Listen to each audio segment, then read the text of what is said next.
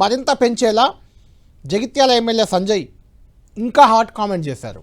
ఈరోజు జీవన్ రెడ్డి చేరిక సభకు హరీష్ రావు రావట్లేదు, ఆయన ఢిల్లీకి వెళ్తున్నారు, ఆయన బీజేపీలో చేరేందుకు రంగం సిద్ధం చేసుకుంటున్నారు.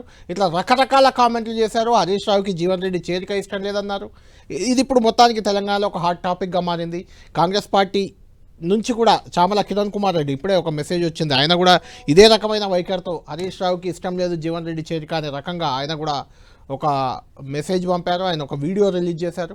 ఇలా కాంగ్రెస్ పార్టీ ఇప్పుడు హరీష్ సెంట్రిక్గా రాజకీయం మొదలుపెట్టింది జీవన్ రెడ్డి చేరికపై.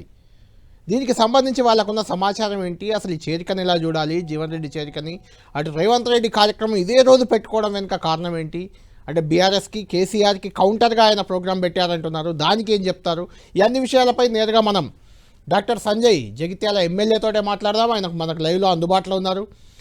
జనరల్గా సంజయ్ కుమార్ గారు కొంత సాఫ్ట్గా ఉండే వ్యక్తి. జీవన్ రెడ్డి గత 2 ఏళ్ళుగా కూడా జీవన్ రెడ్డికి సంజయ్ కుమార్కి మధ్య యుద్ధమే నడుస్తుంది జగిత్యాల్లో. అయినా ఎప్పుడు ఇంత ఘాట్ కామెంట్లు చేయలేదు, అలిగేషన్లు చేయలేదు. నిన్న ఈ రోజు నుంచి మాత్రం కొంచెం టోన్ పెంచారు. జీవన్ రెడ్డి బీఆర్ఎస్కి పోతున్నారు కాబట్టి టోన్ పెంచారా, వాస్తవ సమాచారం ఆయన దగ్గర ఏమైనా ఉందా, మనం మాట్లాడదాం. సంజయ్ గారు గుడ్ ఆఫ్టర్నూన్. గుడ్ ఆఫ్టర్నూన్ అండి. సంజయ్ గారు మొత్తం మీరే జగిత్యాల సెంట్రిక్గా, సంజయ్ సెంట్రిక్గా, జీవన్ రెడ్డి సెంట్రిక్గా తెలంగాణ రాజకీయం నడుతుంది. ఇప్పుడు 2-3 రోజులుగా రాజకీయం అంతా మీ చుట్టే తిరుగుతుంది. ఇందులో మీరు కూడా ఇంకొంచెం అగ్నికి ఆజ్యం పోసినట్టు కొద్దిసేపటి క్రితం చేసిన కామెంట్స్ నేను చూశాను. అటు చామల కిరణ్ కుమార్ రెడ్డి భువనగిరి ఎంపీ కూడా అదే రకమైన కామెంట్స్ వదిలారు. హరీష్ రావుకి జీవన్ రెడ్డి చేరిక ఇష్టం లేదు, అందుకే ఆయన రావట్లేదు, ఆయన ఢిల్లీ వెళ్ళాడు, ఇలాంటి కామెంట్స్ మీరు చేస్తున్నారు. అంటే ఏంటి, మీకైనా సమాచారం ఉందా, లేకుంటే జీవన్ రెడ్డి చేరితే హరీష్ రావుకు నష్టం ఏంటి? ఇప్పుడు ఆ జగిత్యాల సభ ద్వారా తమ జైత్రయాత్ర మొదలవుతుందని బీఆర్ఎస్ నేతలు చెప్తున్నారు. అలాంటి ఆందోళనలో బీఆర్ఎస్కి కౌంటర్ ఇచ్చేందుకు ఇలాంటి కామెంట్స్ వదులుతున్నారా? అదే రోజు రేవంత్ రెడ్డి సభ పెట్టుకున్నారు భూపాలపల్లి జిల్లా, అది కూడా ఉమ్మడి కరీంనగరే. అక్కడ సభ పెట్టారు, పోటీ సభ. ఏంటి ఇప్పుడు కూడా మీరు అక్కడికి వెళ్ళబోతున్నారు, మీరు కూడా వెళ్తారా సభకి? అంటే యుద్ధం ఏమైనా అటువైపు కాంగ్రెస్ వాళ్ళు, ఇటువైపు బీఆర్ఎస్ వాళ్ళు సత్తా చాటుకునేందుకు ఇది వేదికగా చేసుకుంటున్నారా? ఎన్నికలు అప్పుడే వచ్చేసాయా అన్న రకమైన వాతావరణం. ఈ వ్యవహారాన్ని అంతా ఎలా చూడాలి? ఎందుకంటే ఈ వ్యవహారం అంతా మీరే సెంట్రిక్గా జరుగుతుంది కాబట్టి అడుగుతున్నాను.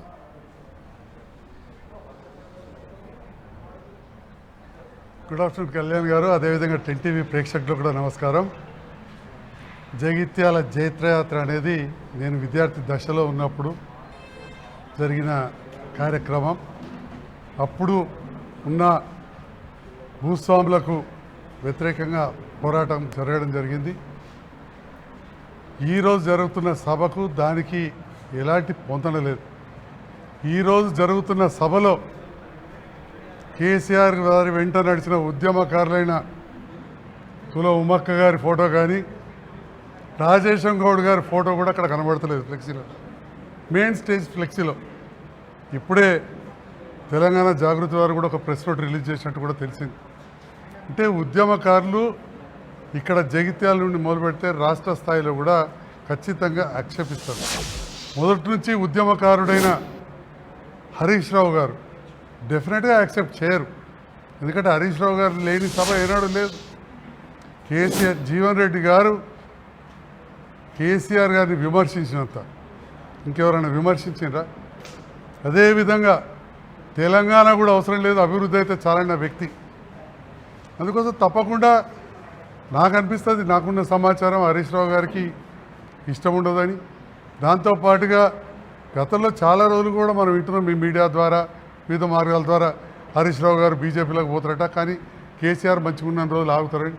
పరిస్థితులు మారుతుంటే మరి ఈరోజు ఇంత పెద్ద సభ జరుగుతుంటే వారు ఢిల్లీకి వెళ్తే మరి సమాచారం వస్తుంది వారికి ఇష్టం లేకనే పోతున్నారు, బీజేపీ నాయకులు కలవడానికి పోతున్నారని, కొంతమంది ఎమ్మెల్యేలు వారిని బుజ్జగిస్తున్నారని, అదేవిధంగా కొంతమంది ఉద్యమకారులు గతంలో మంత్రిగా పనిచేసిన వాళ్ళు, నాకు కూడా ఒక దగ్గర కలిసి ఒక మాజీ మంత్రి జీవన్ రెడ్డి ఎక్కడ కలిస్తే అక్కడ ఐరన్ లెగ్ ఉన్నట్టే. ఆనాడు టీడీపీలో ఉంటే ఎన్టీ రామారావు దించేసాడు, భాస్కర్ రావు తోటి పోతే అది పోయింది, మళ్ళీ కాంగ్రెస్లోకి వచ్చిండు, ఓడిపోయిండు, చొక్కారావు గారి ద్వారా వచ్చి చొక్కారావు గారి నామినేషన్కే పోలేదు. ఈ రకంగా ఎక్కడ పోతే అక్కడ వాదే నడవాలని చెప్పి ఒక వితండవాదం, ఒక ఫ్యాక్షన్ టైప్ ఆఫ్ పాలిటిక్స్ ఉంటుందని చెప్పి మాట్లాడుతూ ఉంటారు. మరి మీరు కూడా చూసిరు నేను గౌరవ ముఖ్యమంత్రితోటి ప్రభుత్వంతో కలిసి పనిచేస్తే నన్ను నరికేస్తా అనడం, ఇంకా నన్ను విమర్శించడం, మంత్రి అడ్లూరు లక్ష్మణ్ కుమార్ గారిని విమర్శించడం, పొంగులేటి శ్రీనివాసరెడ్డి గారి మీకి అరిచినట్టు మాట్లాడడం, ఇవన్నీ కూడా మీరు చూసినారు. సో కాబట్టి సహజంగా అలాంటి టీఆర్ఎస్ వ్యతిరేకి ఉద్యమ వ్యతిరేకైన జీవన్ రెడ్డి గారిని, కేసీఆర్ గారిని ఉరితీయాలన్న జీవన్ రెడ్డి గారిని, కేటీఆర్ను లోఫర్ అన్న జీవన్ రెడ్డి గారిని, కవితమ్మ బయటకు వస్తే బతుకమ్మ మీద విసికి సీసా పెడుతున్న జీవన్ రెడ్డి గారి బీఆర్ఎస్లో తీసుకుంటే ఉద్యమకారులు కానీ బీఆర్ఎస్ పార్టీ శ్రేణులు పూర్తి స్థాయిలో యాక్సెప్ట్ చేస్తారని మాత్రం నేను అనుకోను.